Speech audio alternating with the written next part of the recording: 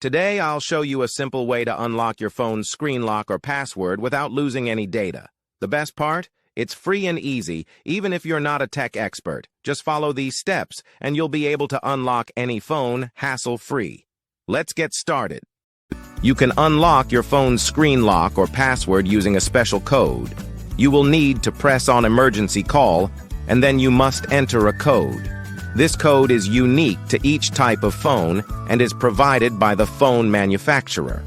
In this video, we're using a code that works specifically for the type of phone we're demonstrating. Here's how you can get the code.